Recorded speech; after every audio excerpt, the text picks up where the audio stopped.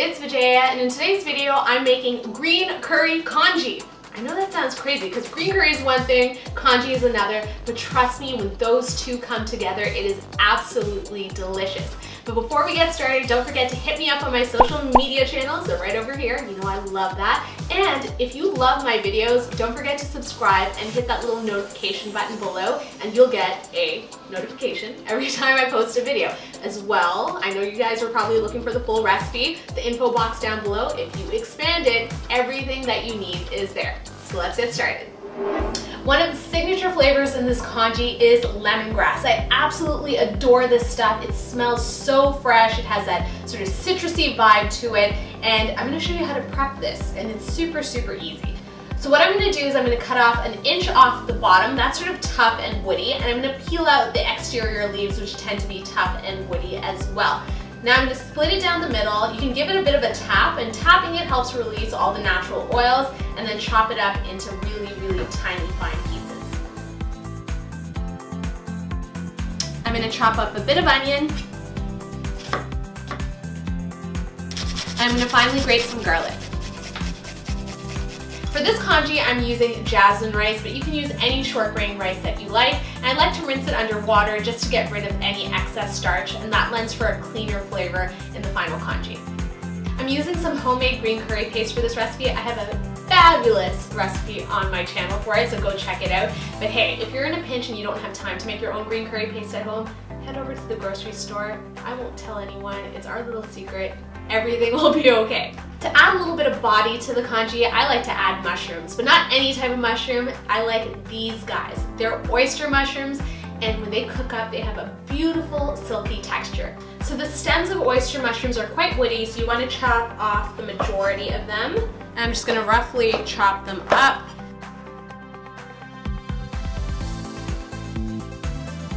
If you guys know me by now, you know how much I love vegetables, and I had to add something green to this.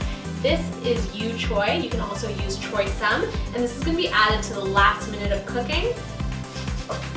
And you're just going to chop them up into small pieces, just like that.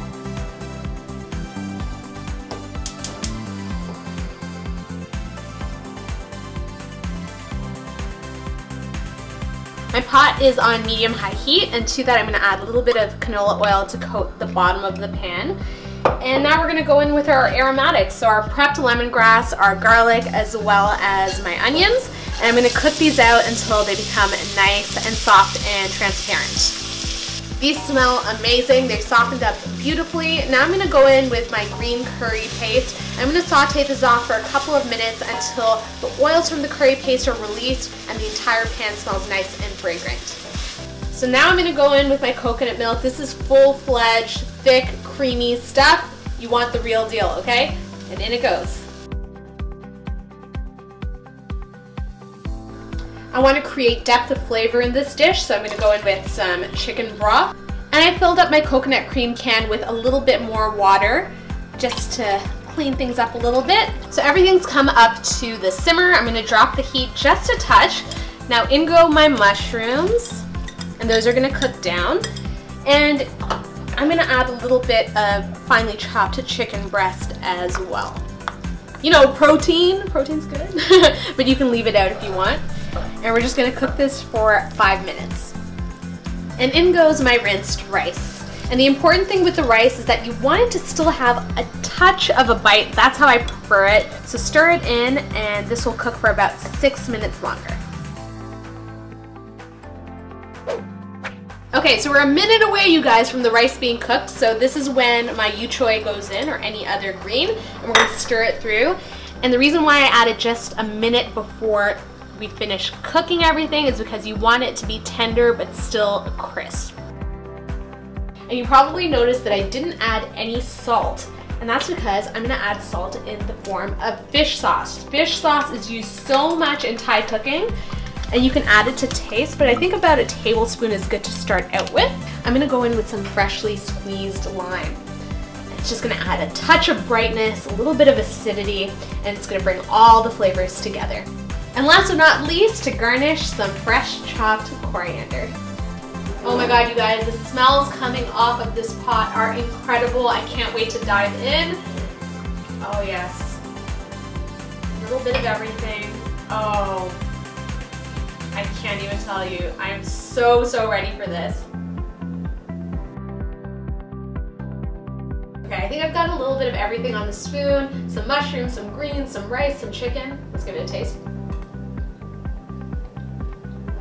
It's so good, you guys. The thing I love about Thai cuisine is the balance of flavors. The salty, spicy, sweet, sour, they're all coming through large. And I love that this is a healthy dish. There isn't a ton of rice in it, but you get all the love of a green curry in a more healthy, modified way, right? Who doesn't love that? And if you loved this video, please be sure to give me a big old thumbs up. You know how that makes me feel.